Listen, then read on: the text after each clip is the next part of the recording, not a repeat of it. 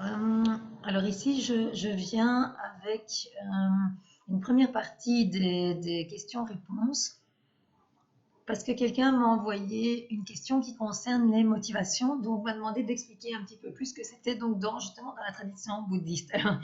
Euh, Même si certains vont penser que ça n'a rien à voir avec le cours, mais si justement ça a à voir parce que tout ce qui se passe derrière ces motivations, donc je vais vous expliquer un petit peu plus en détail donc ce que c'est et on va parler des intentions. Donc tout ça rejoint bien évidemment la relation avec notre chien. Donc je vais vous expliquer un petit peu ce que c'est au départ, parce que c'est ça que la personne me demandait, c'était euh, en quoi, enfin, comment est-ce que, de quoi va partir cette motivation au départ quand on ne prend pas la relation du chien. Donc au départ, évidemment, ça nous concerne nous, ça concerne l'humain. Donc en fait, quand on parle de motivation, on va toujours euh, aller chercher les intentions qu'il y a derrière les actions. Donc les intentions, donc c'est pour ça que je vous ai préparé ici ce petit slide uniquement pour ça, parce que je vais essayer de vous expliquer un petit peu plus clairement sans pour ça rentrer dans les détails, parce qu'évidemment c'est très complexe et les enseignements bouddhistes sont, voilà, il y a des choses un peu plus simples, un peu plus compliquées. Donc là, je vais essayer de vous l'expliquer le plus simplement possible. Donc les intentions qu'on a, donc quand on a une intention de faire quelque chose, donc ce sont les vecteurs de notre cœur et de notre esprit derrière toutes nos actions. Et donc nos actions, qu'elles soient posées de façon consciente ou non. Donc à chaque fois qu'on pose une action, ça veut dire qu'il y a une intention derrière qui peut être présente dans notre cœur et dans notre esprit. Donc d'où l'importance d'aller combiner les deux pour qu'ils soient en accord. Parce que si notre cœur dit quelque chose mais que notre esprit en dit une autre, forcément on rencontre un conflit évidemment. Mais donc parfois on pose des actions de façon tout à fait consciente, et c'est ça ici mon but, c'est de vous apprendre justement quand vous allez faire quelque chose avec votre chien, donc vis-à-vis de votre chien ou avec votre chien vis-à-vis du monde extérieur, c'est qu'il y ait une, action, une intention bien consciente derrière. Parce que sinon on se retrouve avec des actions euh, ou des actions qui sont inconscientes et où les intentions qu'il y a derrière ne sont évidemment pas positives ni pour notre bien-être, ni pour le bien-être de notre chien, ni pour le bien-être des autres. Donc ça revient à ça en fait. Euh, donc ces motivations et ces intentions, pour ceux qui souhaiteraient aller en savoir plus, ça vient du lamrim en fait. Le lamrim, c'est rien d'autre que la description des étapes progressives pour atteindre l'éveil dans la tradition bouddhiste.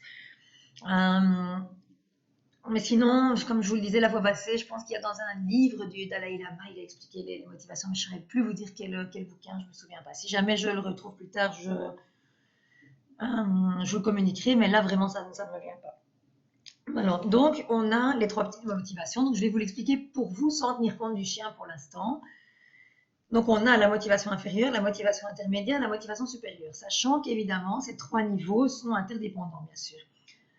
Donc, dans la motivation inférieure, on va retrouver toutes les intentions que l'on a pour les actions qu'on va poser dans la vie quotidienne. Donc, par exemple, vous allez penser le matin, qu'est-ce que je vais faire aujourd'hui? Qu'est-ce que j'ai qu'est-ce qui figure à mon agenda aujourd'hui?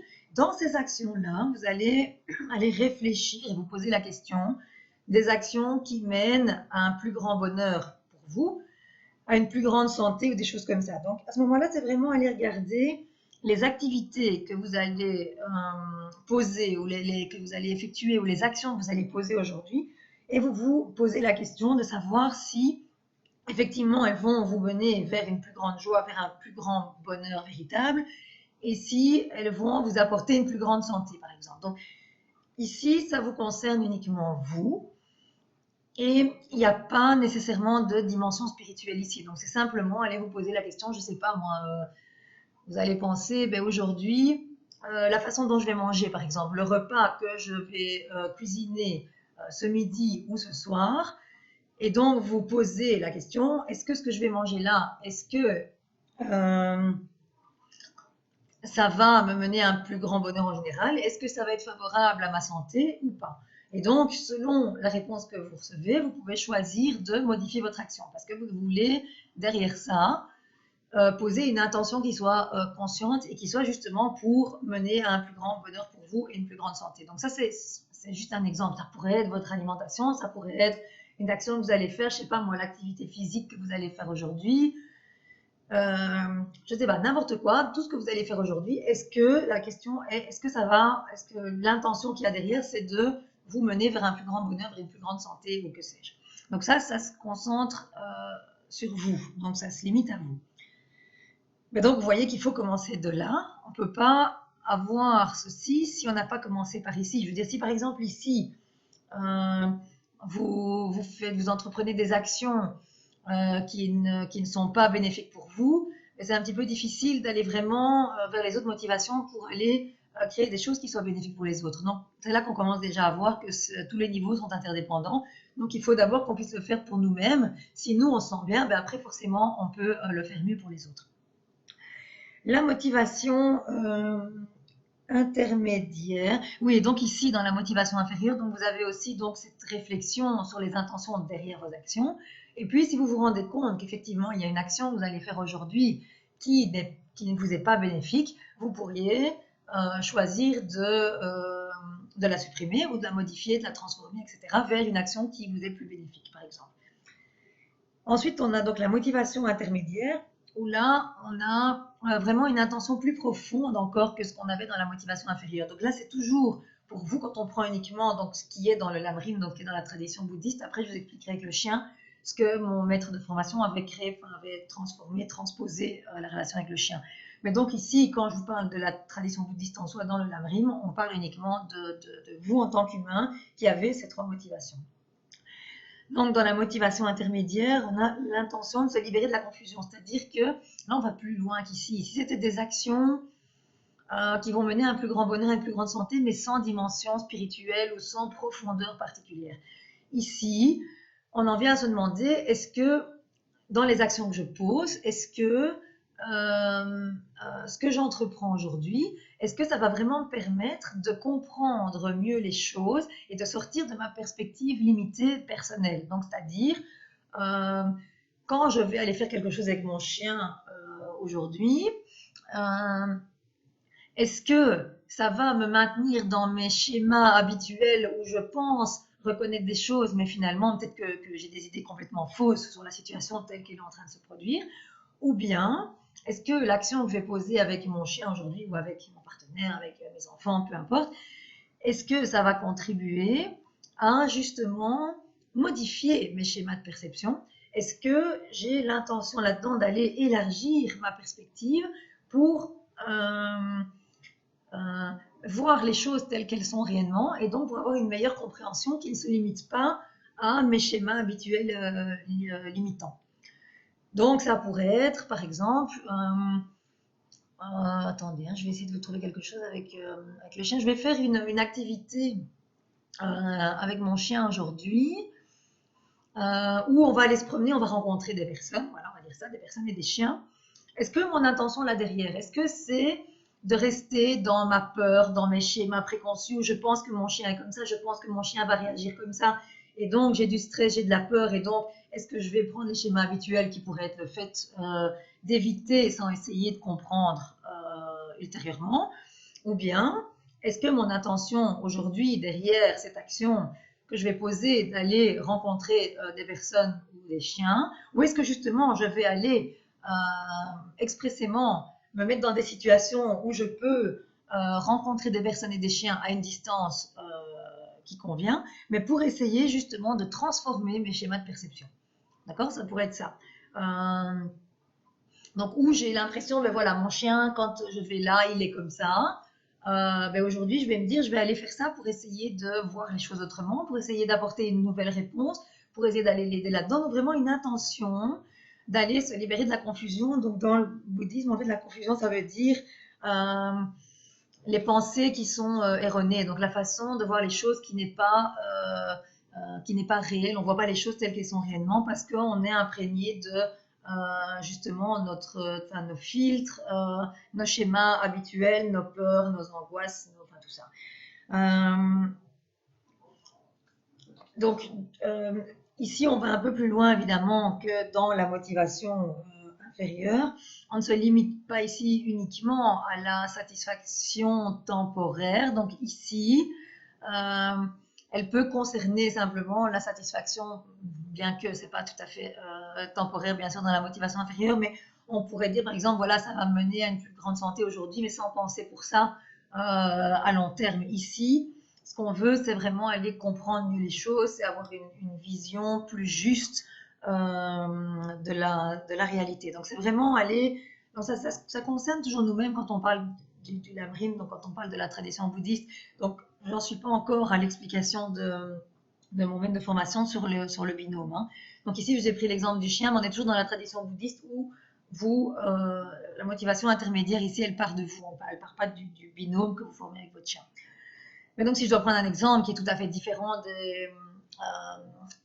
des chiens, vous pourriez aussi, je sais pas, moi aujourd'hui, vous dire voilà, dans une action que je pose aujourd'hui, est-ce que je suis dans quelque chose qui est répétitif et je me pose jamais la question de savoir si effectivement c'est bien ou pas. Donc ça pourrait être par exemple, vous parlez avec un membre de la famille et c'est quelqu'un avec qui vous avez parfois des difficultés à discuter de quelque chose.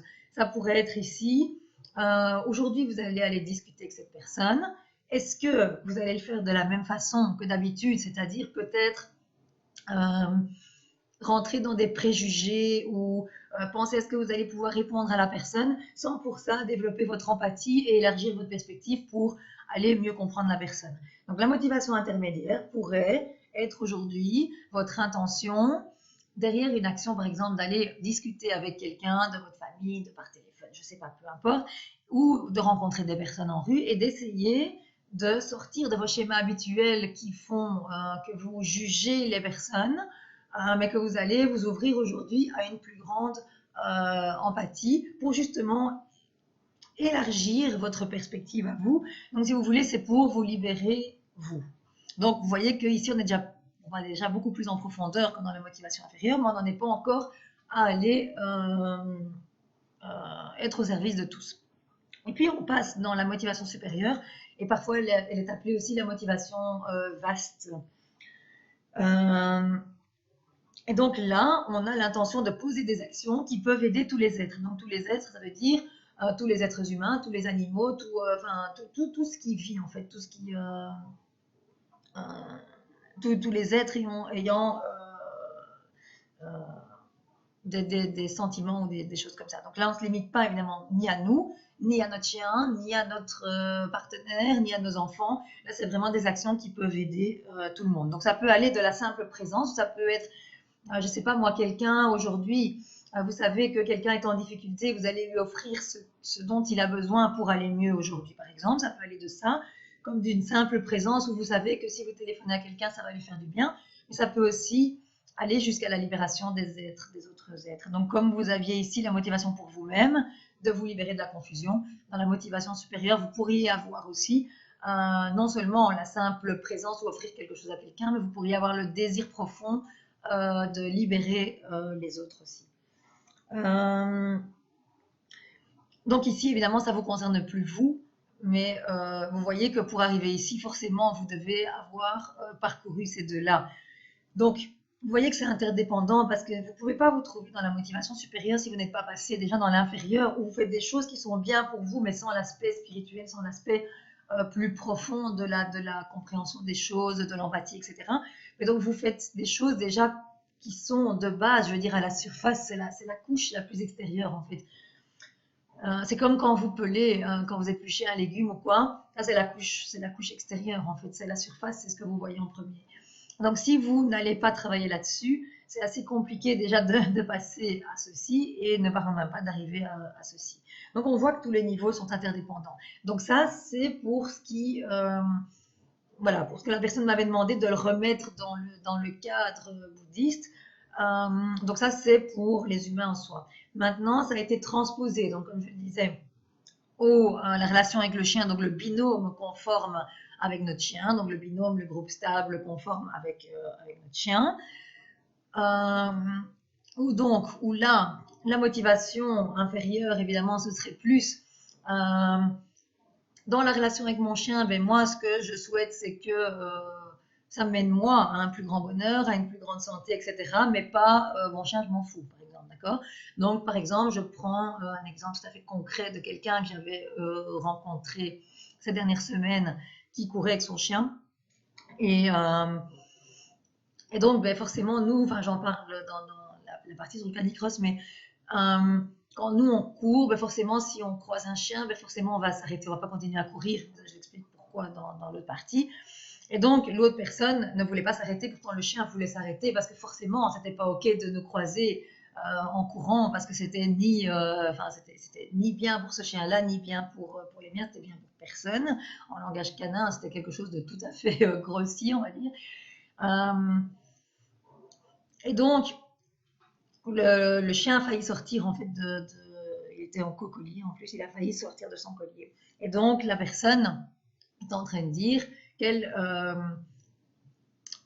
qu'en fait, il fallait qu'elle court pour se sentir bien, elle, donc la personne. Et donc, ben, le chien, ben, de toute façon, il avait qu'à suivre, parce que de toute façon, ben, voilà, le chien, il doit suivre son maître, hein, voilà comment la personne me l'a dit.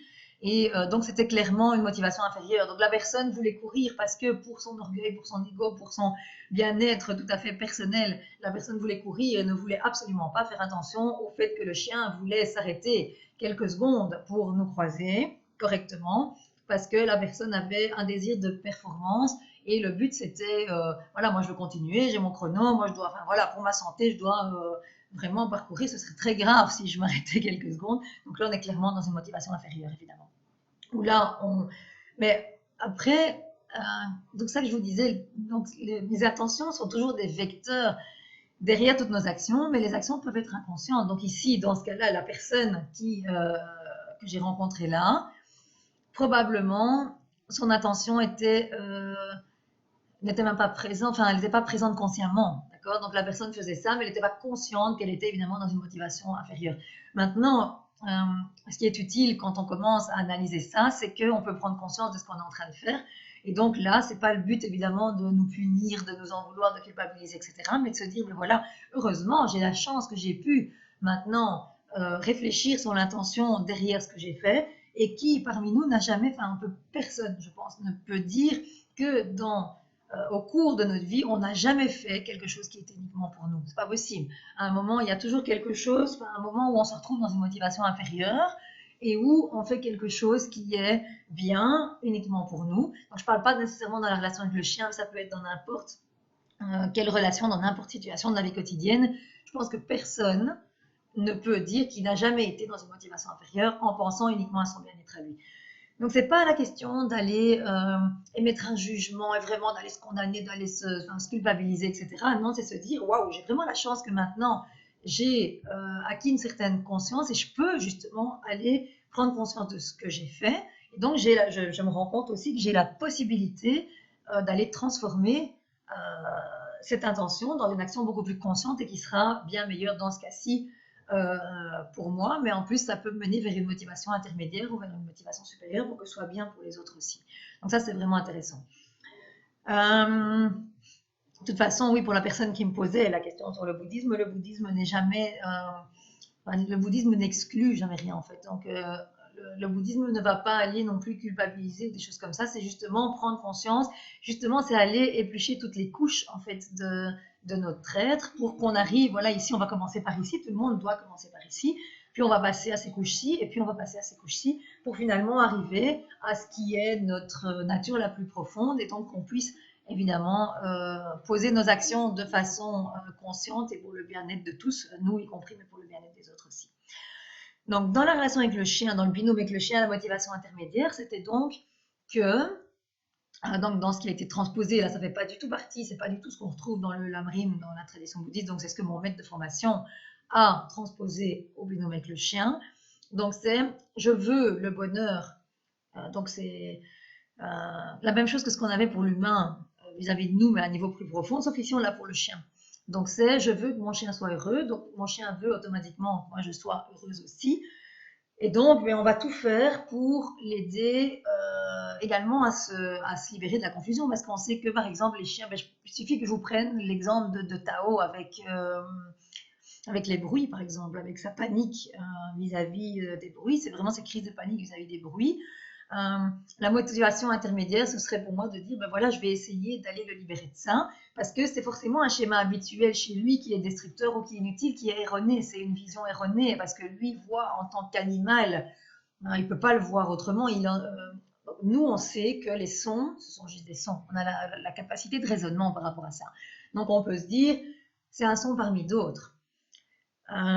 Lui qui est dans cette panique, ben lui, il voit pas un avion ou un orage ou un feu d'artifice, il voit pas ça comme un son, comme un autre qui passe au milieu d'autres sons. Lui, il voit ça comme un son qui vraiment le met dans un état de panique. Donc, ma motivation intermédiaire vis-à-vis de lui, ça pourrait être mon intention très consciente d'aller le libérer justement de cette confusion, de cette pensée erronée, et essayer de trouver des façons pour qu'il puisse être plus détendu ou voir les choses d'une façon un petit peu différente. C'est très compliqué, on en parle donc dans la partie sur les deux espèces sous le même toit, mais c'est assez compliqué parce que vous verrez que le chien n'a pas la possibilité d'effectuer un tel raisonnement. Donc c'est nous qui devons en fait faire quelque chose pour qu'il soit imprégné en fait de ça. C'est tout ce qu'on peut faire. Mais donc vous comprenez la motivation intermédiaire qui est ici donc de vouloir que son chien soit heureux, le chien veut qu'on soit heureux, mais donc c'est déjà très profond évidemment. Donc vous ne devez pas vous dire ah ben je suis seulement dans la motivation intermédiaire. C'est super important d'être dans la motivation intermédiaire parce que là vous voulez profondément et véritablement le bien-être de votre chien. Donc c'est génial évidemment. Et puis on passe à la motivation supérieure où là, quand on l'a transposé donc au binôme avec le chien, mais c'est que là, on forme un binôme, donc un groupe stable avec notre chien, et dans nos intentions conscientes, on va poser des actions qui peuvent aider tous les autres. Donc, ça peut être aussi qu'on on les met dans une situation qui est utile à leur évolution pour qu'ils puissent apprendre quelque chose, mais en même temps, évidemment, arriver à se libérer aussi des pensées erronées, etc. Mais donc ici, c'est nous et notre chien qui allons contribuer au bien-être des autres. Mais donc, clairement, c'est pas simplement ceux qu'on a envie d'aider parce que toi, c'est pas quand on est dans la motivation supérieure. C'est pas, par exemple, mais toi, je vais t'aider parce que toi, t'es cool avec moi, t'es gentil, etc. Donc, toi, je vais t'aider. Par contre, toi, là, qui t'occupe pas trop de moi, donc je vais pas t'aider. C'est pas du tout ça, évidemment. Donc, le but, après, on est tous en cheminement, évidemment.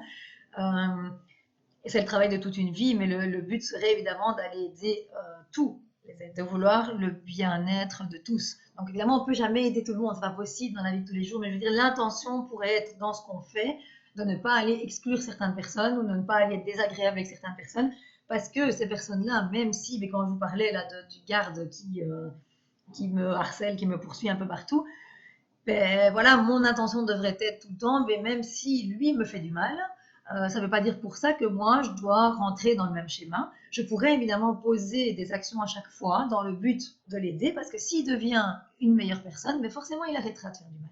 Donc non seulement à moi, mais à tous les autres.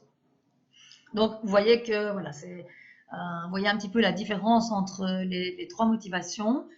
Donc réexpliquer ici de cette façon, comme telle qu'elle est expliquée dans la tradition bouddhiste, donc uniquement pour les personnes, pour les humains, et puis comme elle a été transposée à la relation avec le chien. Donc j'espère que maintenant c'est clair, et que pour les personnes, vous avez un petit peu, enfin surtout pour la personne qui m'a posé la question, qui a une explication un peu plus détaillée qui vous permet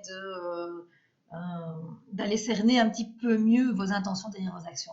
Donc vous voyez que on rentre vraiment dans quelque chose, même sans savoir, je veux dire que ça vient de la tradition bouddhiste au départ, probablement dans la tradition chrétienne, dans plein d'autres traditions, il y a la même chose. C'est juste que moi, je ne les connais pas en détail, les autres traditions, mais bon, probablement elles sont présentes dans tout le reste aussi, et même dans tout ce qui est athée, bien sûr. Mais, donc c'est intéressant de pouvoir à chaque fois, ça va vraiment aider notre relation avec notre chien. Si à chaque fois qu'on pose une action, on la pose de façon consciente, et donc même pour nous-mêmes, hein, qu'on pose nos actions de façon consciente en se demandant vraiment est-ce que c'est bien pour moi, est-ce que c'est bien pour moi à un niveau encore plus profond, et puis est-ce que c'est bien pour les autres aussi. Donc c'est assez intéressant. Voilà, je vous laisse avec ça.